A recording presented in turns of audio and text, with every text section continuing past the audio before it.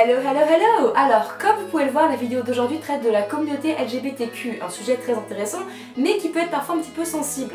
Donc, si par hasard, vous vous sentez offensé ou blessé par ce que je vais dire, sachez que ce n'est absolument pas mon intention. Voilà, c'est un petit peu dommage que je sois obligée de faire ce genre de truc avant de commencer une vidéo qui, de toute façon, ne traite pas du tout de sujet qui, normalement, devrait blesser qui que ce soit.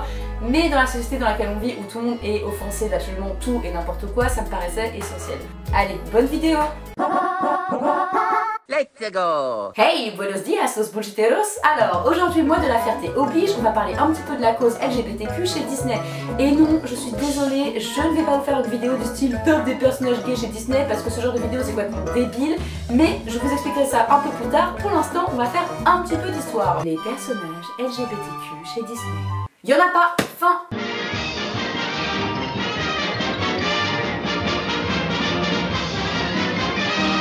Et oui, il y a quand même un énorme paradoxe, c'est que la communauté LGBTQ adore Disney, c'est un truc assez central dans leur culture, mais Disney leur rend pas vraiment bien, ils se mouillent pas trop sur le sujet. Hey Disney, on vous aime, on adore tout ce que vous faites. Ah, merci. Ok, du coup, pour un jour avoir un personnage LGBTQ dans un dessin animé Disney?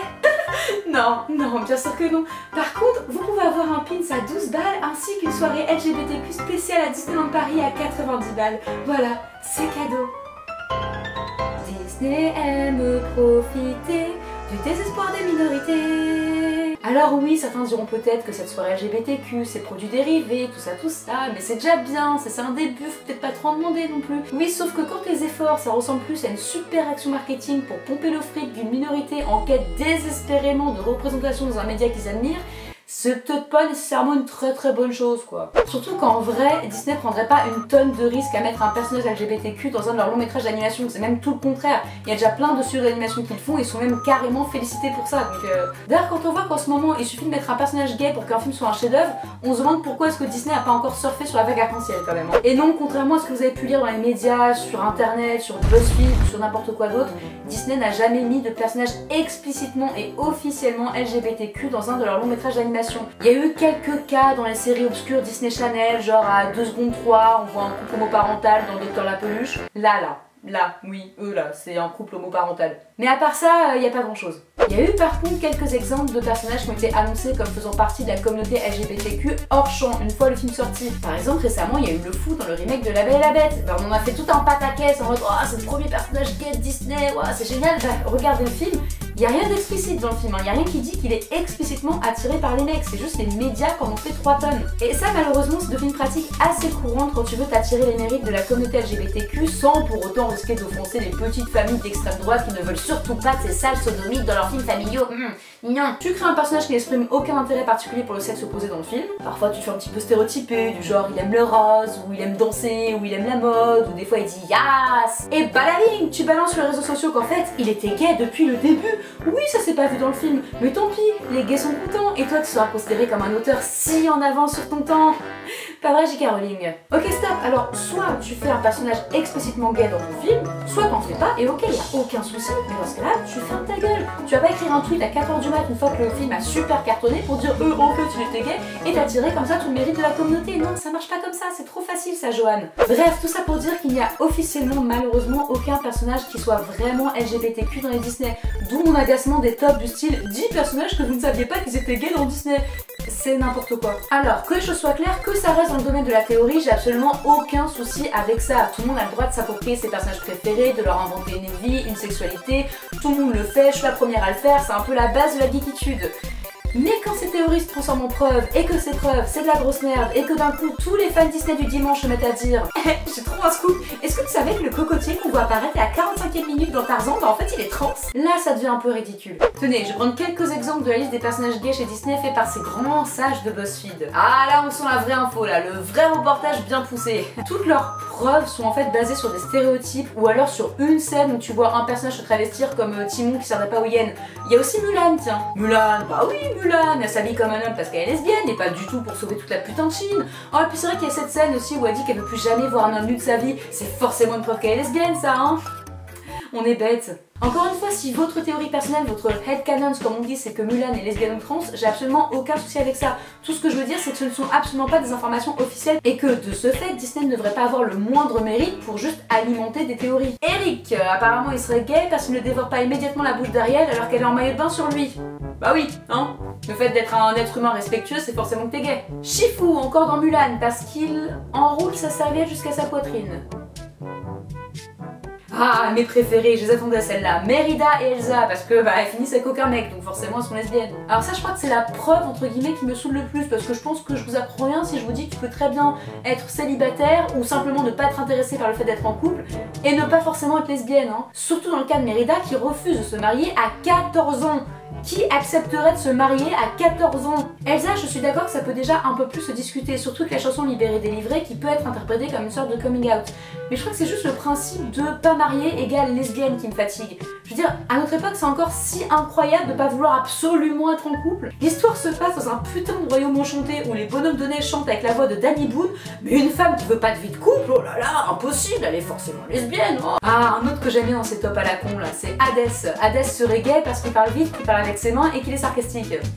Ouais, après j'ai envie de dire pourquoi pas, cette théorie me fait plutôt rire qu'autre chose, mais encore une fois les preuves sont assez minces, surtout que dans la série animée et dans le club de Mickey, Hadès manifeste de l'intérêt pour la gente féminine, hein, il essaye même de draguer Maléfique, donc Mais c'est vrai que si on s'en réfère à la mythologie grecque, les dieux de manière générale avaient quand même une sexualité assez libérée, donc Hadès pourrait très bien ne pas être hétéro, mais si jamais on se base uniquement sur le film, il n'y a pas de preuve. Bon bah puisqu'on est sur le sujet des stéréotypes, on va parler un peu de ce qu'on appelle le gay coding, ou le fait de faire en sorte qu'un personnage soit codé gay. Et ça Disney ils savent faire, hein, surtout avec leurs méchants. Alors avoir des méchants qui sont codés gays ou gay coded, c'est une pratique qui est extrêmement courante au cinéma et pas que chez Disney. Ça existe depuis presque aussi longtemps qu'on fait des films.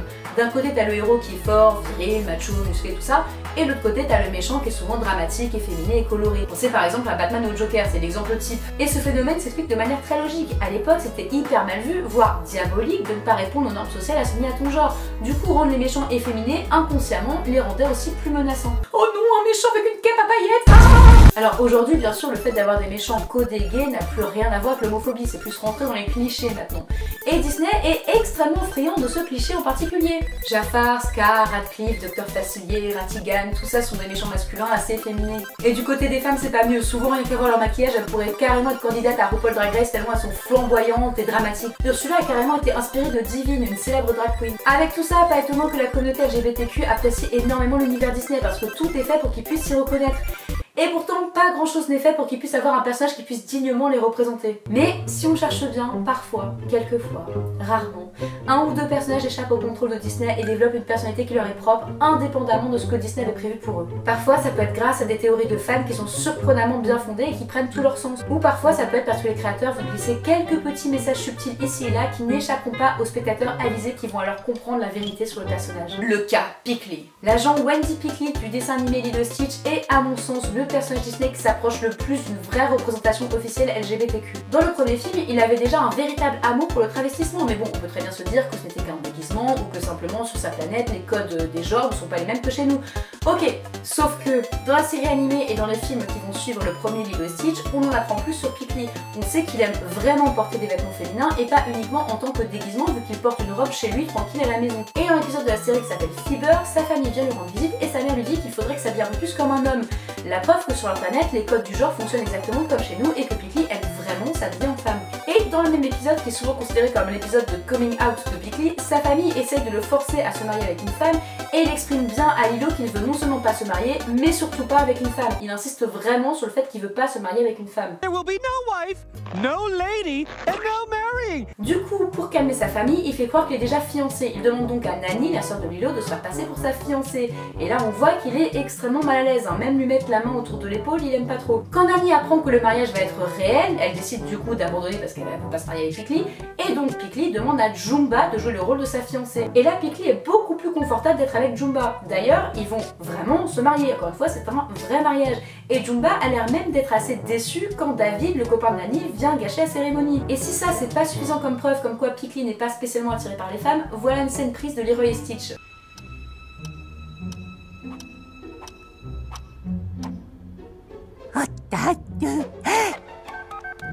Jumba! Pickley! Vous tombez mal. Non, je suis désolée, c'est juste que... Enfin... Vous me manquez terriblement. Enfin, je veux dire, comme je suis de passage dans votre secteur, j'ai pensé qu'on pourrait peut-être se voir. Raccrochez, raccrochez. Non. Non, vous ne regrettez pas, tante Picli? Non. J'ai remis ma perruque. J'ai dit non. Interdit de venir ici. Jamais. Ne venez jamais. Je ne veux plus vous revoir. Ah oui, eh ben si c'est ça, moi non plus, voilà. Je me suis trompée en disant que vous me manquiez et que je voulais vous revoir. En vérité, vous ne me manquez pas et je n'ai jamais eu envie de vous revoir, alors là, ça jamais. Aïe. C'est cruel et diabolique de pousser Jumba à dire tant de méchanceté à Picli. Ils sont en couple. Pas la peine d'être un génie pour le comprendre. Même au-delà de ça, Picli n'a jamais l'air mécontent de jouer le rôle d'une femme sur Terre. Il joue le rôle de la tante de Lilo, de la femme de Jumba, et il se fait même appeler Madame Jukiba. Il n'a jamais manifesté aucun intérêt pour un personnage féminin de toute la saga Lilo et Stitch. Par contre, il est assez flatté quand un homme le complimente. Et je vais même pas parler de l'animé parce que là, ça ferait carrément exploser mon compteur de preuves. Picli est définitivement membre de la communauté LGBTQ. Après, est-ce qu'il est gay, est-ce qu'il est trans, ça n'a jamais vraiment été précisé. La seule chose qui est sûre, c'est que c'est un gaylien. Sinon, niveau théorie de fans extrêmement bien fondée, il y en a une que j'adore qui dit que Jessica Rabbit, la bombasse du film Qui veut la peau de Roger Rabbit, est certainement le personnage animé le plus sexy de l'histoire de tous les temps, serait asexuelle. Bah oui, quand on y pense, c'est 100% logique, hein. Soit elle est asexuelle, soit elle est zoophile, hein. Vous préférez quoi? Et puis j'adore cette théorie parce que ça combat à mort le cliché des asexuels qui sont juste repoussants, qui vivent dans des caves, qui sont asociaux et qui disent qu'ils sont asexuels quand ils n'arrivent pas à pécho. Jessica Rabbit pourrait pécho n'importe qui sur cette planète, mais non, elle préfère écouter son lapin de Marie, lui raconter des blagues toute la journée en mangeant un carrot cake. Voilà, donc pour conclure, si Disney veut vraiment être aussi gay-friendly qu'il le proclame, je pense qu'il serait temps pour eux de mettre un vrai personnage officiellement LGBTQ dans un de leurs longs métrages d'animation. Alors bien sûr, il y aurait toujours 2 ou 3 connards qui seraient complètement scandalisés, mais je pense qu'au final, ils y gagneraient plus, surtout auprès de la communauté et même des critiques. Après, si Disney devait faire un personnage LGBTQ, je pense que ça devrait venir d'une vraie intention des créateurs de faire avant tout un bon personnage qui soit aussi gay, lesbienne ou autre, et non pas par pure envie de plaire à la communauté LGBTQ, ou pire de se faire du fric sur la communauté, comme je pense que ça serait un peu le cas si Elsa s'avérait être lesbienne dans La Reine de Neige 2. Un personnage LGBTQ est avant tout un personnage, un individu, il ne doit pas être défini par sa sexualité. Et si Disney pour l'instant ne se sent pas au niveau de faire un bon personnage LGBTQ sans forcément tomber dans les clichés, les stéréotypes ou les scènes malaisantes, bah c'est peut-être pas plus mal qu'on attende en fait. Voilà, merci beaucoup d'avoir regardé cette vidéo. N'hésitez pas à me dire ce que vous en pensez dans les commentaires, dans le respect et dans la bienveillance. On n'offense pas qui que ce soit et on ne cherche pas non plus à être offensé par n'importe quoi, d'accord? Comme d'habitude, vous pouvez vous abonner, laisser un pouce bleu et nous suivre sur les réseaux sociaux. Et d'ici là, je vous dis à la prochaine. Salut!